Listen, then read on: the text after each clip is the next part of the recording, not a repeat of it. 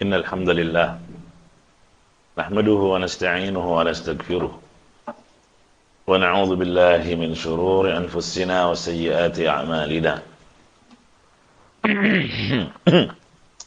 من يهده الله فلا مضل له ومن يضلل فلا هادي له أشهد أن لا إله إلا الله وحده لا شريك له وأشهد أن محمدا عبده ورسوله صلى الله عليه وعلى آله وصحبه وسلم تسليما كثيرا قال الله تعالى يا أيها الذين آمنوا اتقوا الله حق تقاته ولا تموتن إلا وأنتم مسلمون يا أيها الناس اتقوا ربكم الذي خلقكم من نفس واحدة وخلق منها زوجها وبث منهما رجالا كثيرا ونساء واتقوا الله الذي تساءلون به والأرحام إن الله كان عليكم رقيبا يا أيها الذين آمنوا اتقوا الله وقولوا قولا سديدا يصلح لكم أعمالكم ويغفر لكم ذنوبكم ومن يطع الله ورسوله فقد فاز فوزا عظيما أما بعد معاشر المسلمين sidang Jumat rahimakumullah.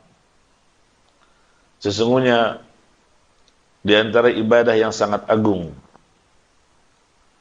yang itu merupakan ibadah hati, adalah husnudzan billah, yaitu berbaik sangka kepada Allah Subhanahu wa taala pada semua keadaan kita. Karena apa? Allah lah yang telah banyak memberikan kebaikannya, kenikmatannya yang tidak terhingga jumlahnya. Adapun perintah Allah dalam Al-Qur'an agar kita senantiasa berbaik sangka kepadanya, yaitu firman Allah Ta'ala, wa ahsinu innallaha yuhibbul muhsinin. Ayat ini kata Imam At-Tabari, wa ahsinu maksudnya adalah ahsinu dzan billah, yaitu berprasangka baiklah kalian kepada Allah. Dipertegas oleh Nabi SAW dalam hadis beliau, la yamutanna ahadukum illa wa huwa yuhsinu dzanna billahi azza wa jalla. Jangan sampai salah seorang dari kalian meninggal dunia kecuali dalam keadaan berprasangka baik kepada Allah. Dan juga disebutkan dalam hadis kursi, Allah berfirman, ana inda dhanni abdi bi falyadhunna bi ma syaa. Sesungguhnya aku tergantung persangkaan hambaku. Oleh karenanya hendaknya hambaku berprasangka apa yang dia mau terhadap diriku. In dhanna bi khairan falahu. Jika prasangkanya baik, maka kebaikanlah baginya. Wa in dhanna syarran falahu. Dan jika dia berprasangka buruk, maka keburukan pula baginya. Hadis riwayat Ahmad dan disahihkan oleh Syekh Al-Albani rahimahullahu taala. Ma'asyiral muslimin sidang Jumat rahimakumullah. Tatkala seorang hamba dia dapat berprasangka baik kepada Allah pada semua keadaannya,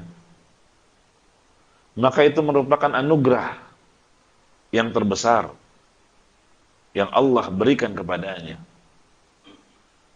Sebagaimana kata Nabi SAW dalam hadis Ibnu Mas'ud radhiyallahu anhu, ma u'tiya 'abdun mu'minun syai'an qattu ba'dal imani billah afdala min ayyuhsina dhannahu billah. Kata Nabi SAW, tidaklah seorang hamba yang beriman diberikan anugerah kebaikan yang lebih baik setelah keimanan, yaitu berupa husnudzan billah. Dia selalu berprasangka baik kepada Allah. Jadi jamaah rahimakumullah, tatkala seorang hamba senantiasa berprasangka baik kepada Allah, itu adalah anugerah terbesar yang Allah berikan kepadanya. Oleh karena itu jemaah, sebagai seorang muslim, hendaknya kita selalu berusaha berbaik sangka kepada Allah, terutama pada kondisi-kondisi khusus. Artinya ada kondisi-kondisi tertentu yang kita lebih ditekankan lagi untuk husnuzan, berbaik sangka kepada Allah. Yang pertama adalah tatkala kita bertaubat. Apa bentuk husnuzannya? Berbaik sangkalah kepada Allah bahwa Allah akan menerima taubat kita. Allah akan mengampuni dosa-dosa yang telah kita lakukan. Nah, ini kondisi yang hendaknya lebih ditekankan untuk berbaik sangka kepada Allah ketika dia terjerumus ke dalam perbuatan dosa. Dia menyadarinya, lantas mendorongnya untuk bertaubat dan memohon ampunan kepada Allah, maka berbaik sangkalah bahwa Allah akan menerima taubatnya.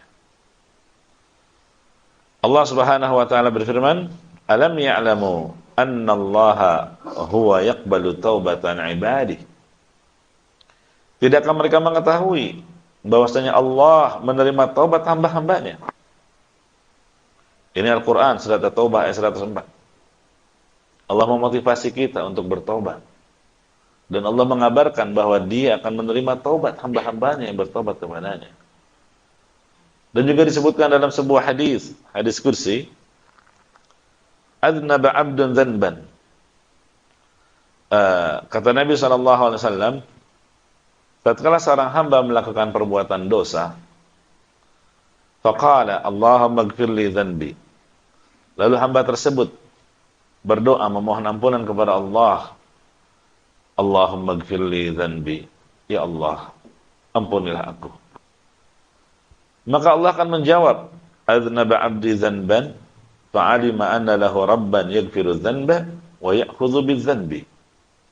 Hambaku telah melakukan dosa dan dia mengetahui bahwa dia memiliki Tuhan yang mengampuni dosa dan yang menyiksa karena dosa. Ghafartu li 'abdi, maka aku akan ampuni. Aku ampuni dosa hambaku ini. Ya, sampai akhir hadis ini panjang, disebutkan sekalipun si hamba tersebut terjatuh lagi, bermaksiat lagi, dan dia tetap menyusulnya dengan bertaubat, memohon ampunan kepada Allah, dan dia yakin dia memiliki Tuhan yang maha mengampuni dosa-dosa, menyiksa juga karena dosa, hingga Allah berfirman, "Ushidukum anni qad ghafartu li 'abdi."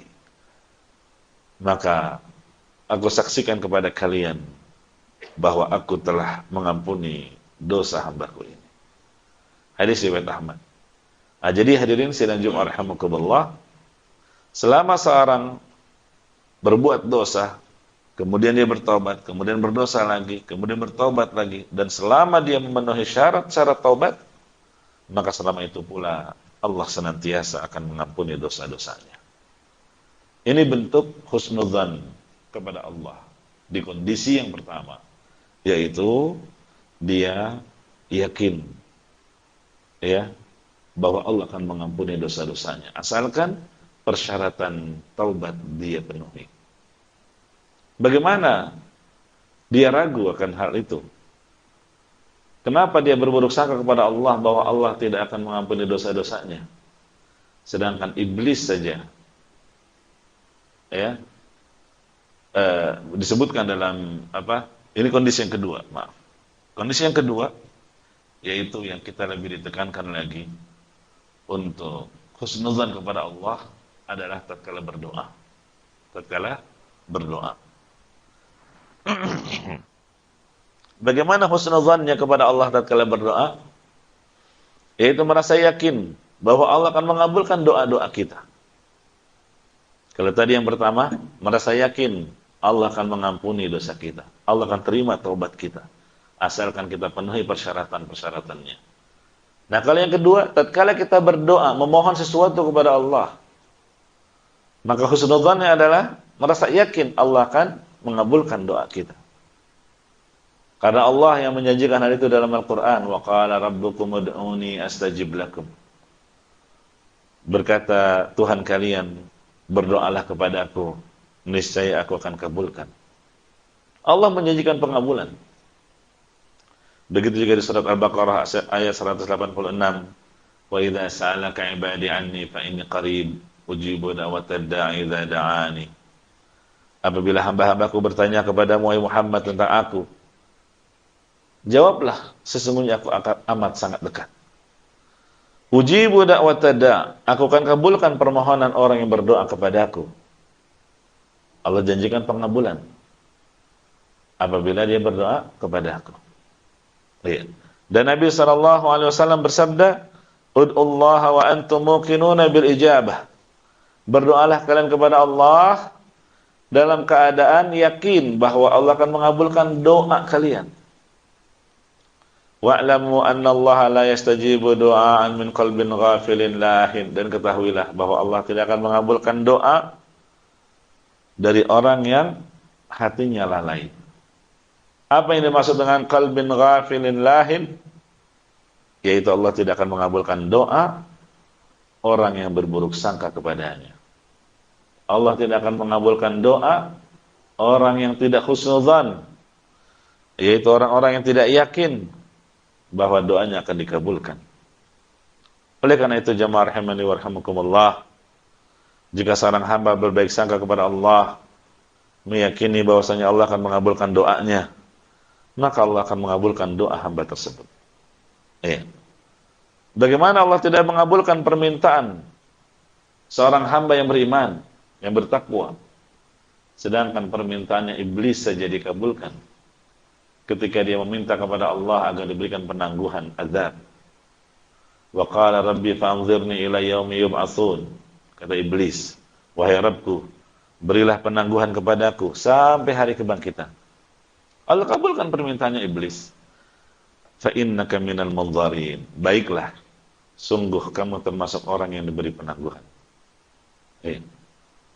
Bagaimana kita berburuk sangka kepada Allah, merasa tidak yakin doa kita tidak dikabulkan?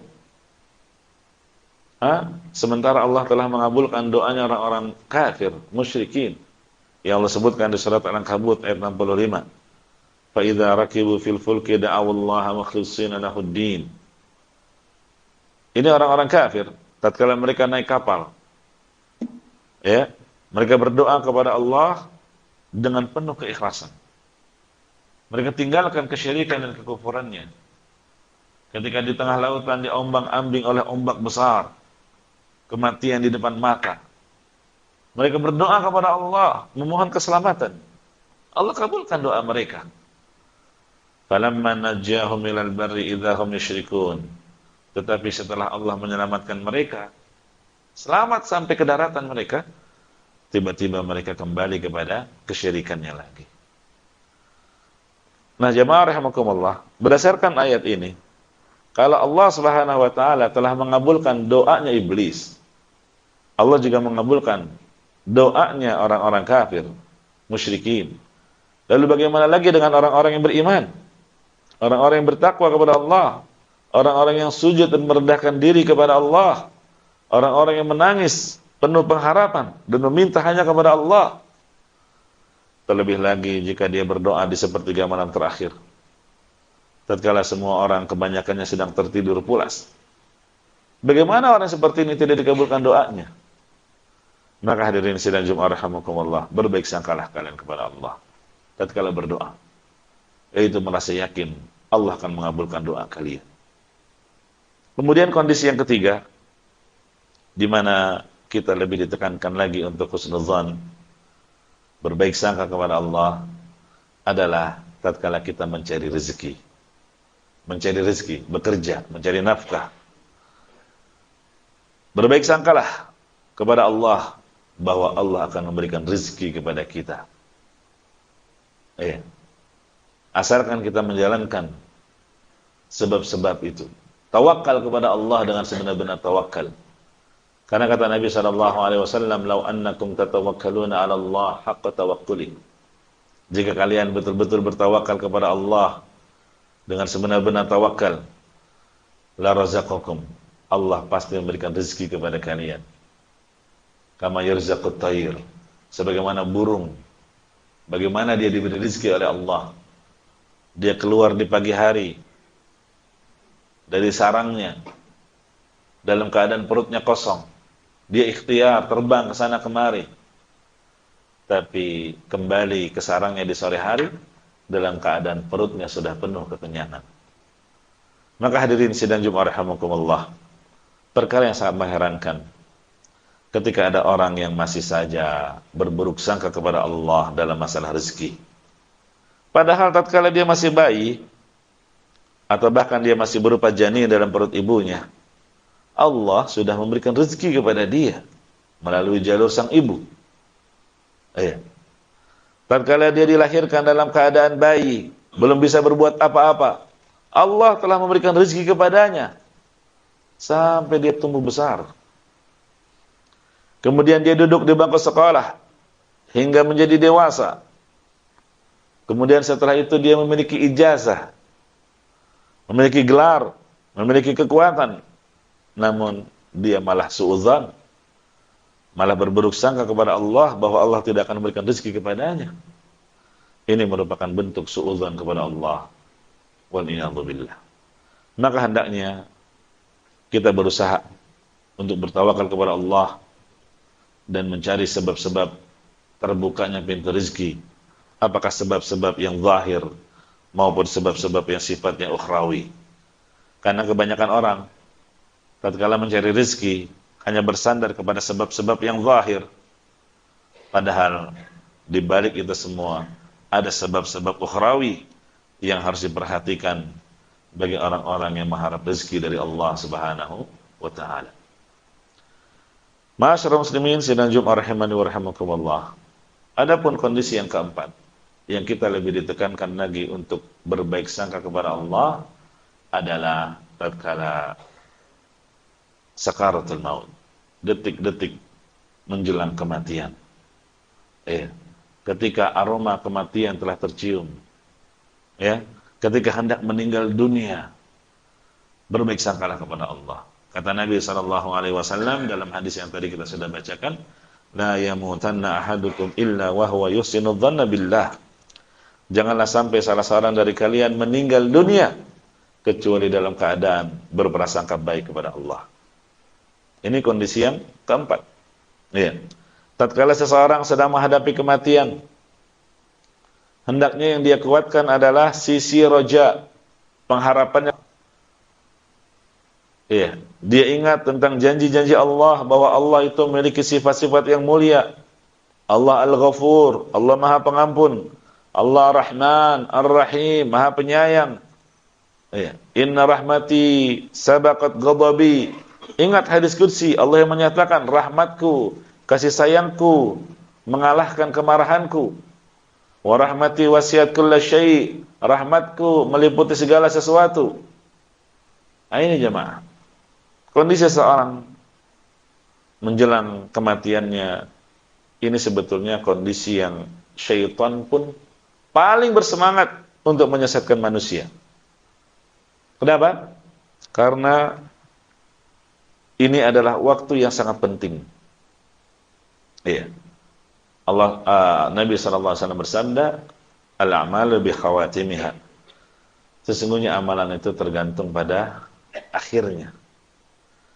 Inilah kesempatan terakhir bagi syaitan untuk mengerahkan segala kemampuannya untuk menggelincirkan manusia dari jalan yang lurus. Makanya dia akan terus menggoda manusia itu agar dia wafat dalam keadaan kufur terhadap Allah, ragu terhadap agamanya.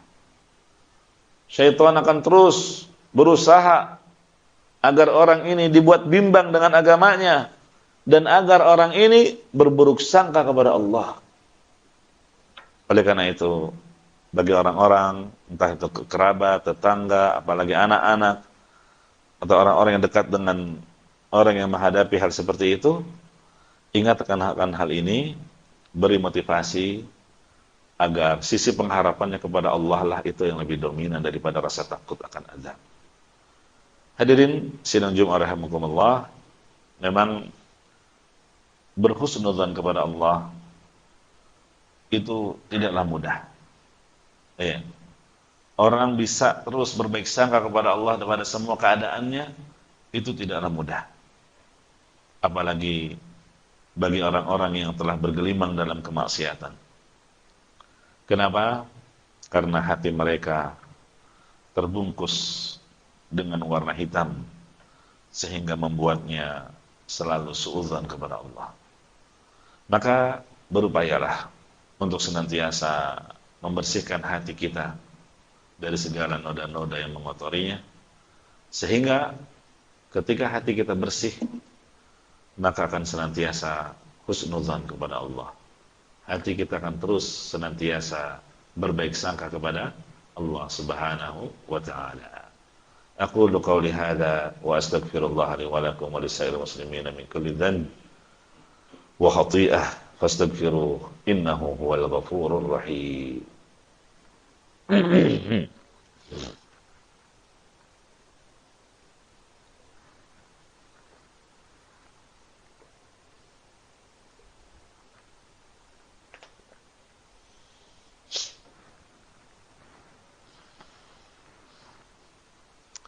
Alhamdulillah hamdan katsiran tayyiban mubarakan fih kama yuhibbu rabbuna wa yardah.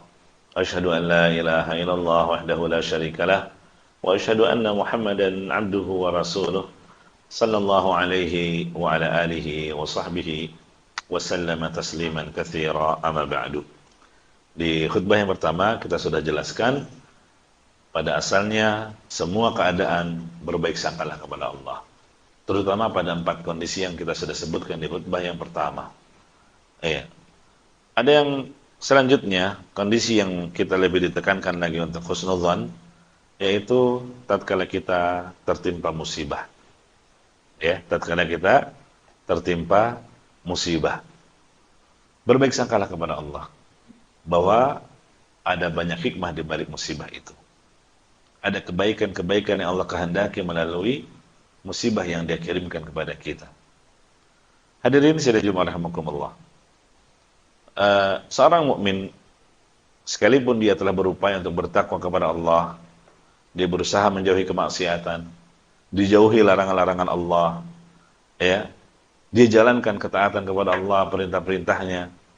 Kalau kemudian tiba-tiba musibah datang kepadanya, maka yakinlah bahwa apa yang diberikan oleh Allah itulah yang terbaik. Apa yang dipilihkan oleh Allah, apa yang ditetapkan oleh Allah, itulah yang terbaik. Ingat firman Allah Ta'ala, fa'asa an takrahu syai'an wa yaj'alallahu fihi khairan katsira. Barangkali kalian tidak menyukai sesuatu dari apa yang Allah sudah takdirkan, kalian membencinya, padahal ternyata Allah menjadikan padanya kebaikan yang sangat banyak. Ini surat An-Nisa ayat 19. Hadirin sidang Jumat rahimakumullah. Allah yang menciptakan kita. Tentunya Allah yang lebih mengetahui mana yang terbaik bagi kita. Apa yang lebih banyak membawa maslahat bagi kita. Maka ketahuilah jemaah, terkadang Allah Subhanahu wa taala menurunkan anugerah kepada seorang hamba itu dalam bentuk musibah. Anugerah yang Allah berikan tapi dalam bentuk musibah. Contohnya seperti yang pernah kita sampaikan di mimbar ini juga, yaitu kisah Nabi Yusuf alaihi salam. Bagaimana beliau menjadi seorang Al-Aziz, pembesar di negeri Mesir. Itu setelah melalui berbagai macam musibah.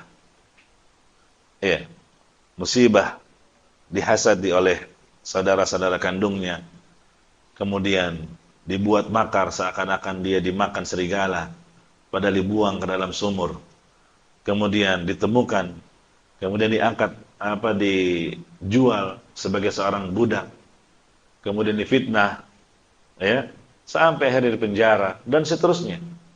Ternyata musibah-musibah yang datang beruntun menimpa beliau, itu merupakan anugerah dari Allah, sehingga beliau menjadi seorang pembesar, Al-Aziz di negeri Mesir.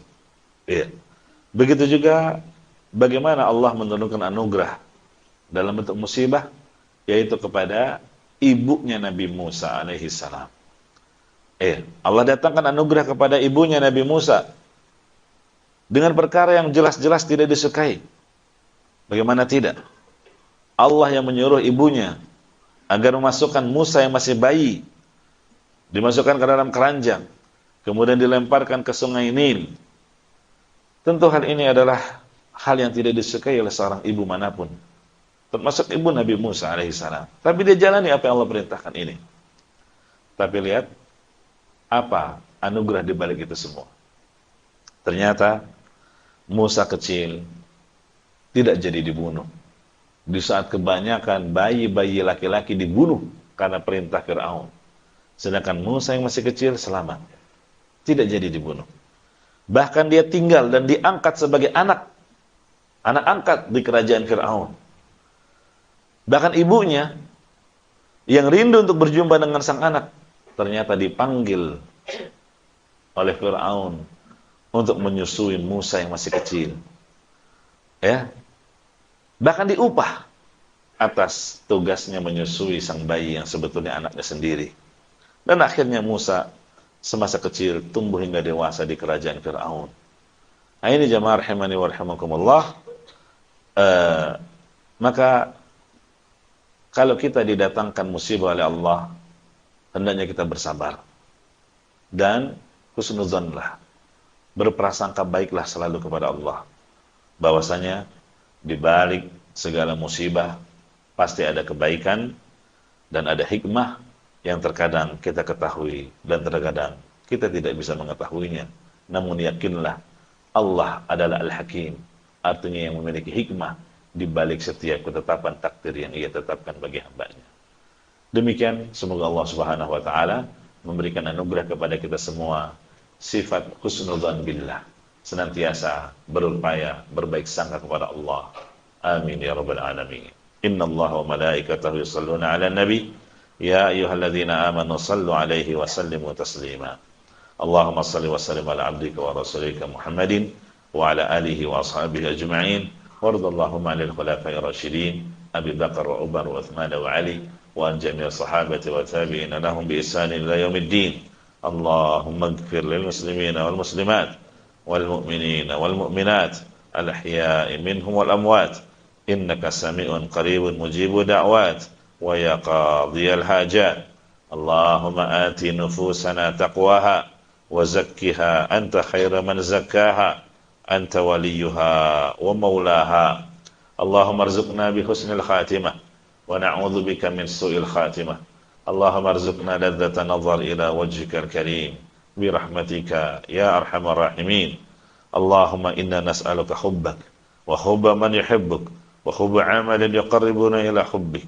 Allahumma inna nas'aluka fi'lal khairat wa tarkal munkarat wa hubbal masakin wa an taghfir lana wa tarhamna wa idza aradta fitnatan fi qaumin fatawaffana ghayra maftunin. Rabbana atina fid dunya hasanah wa fil akhirati hasanah wa qina adzaban nar. Wa sallallahu wasallam ala nabiyyina Muhammad walhamdulillahi rabbil alamin. Aqimus salam.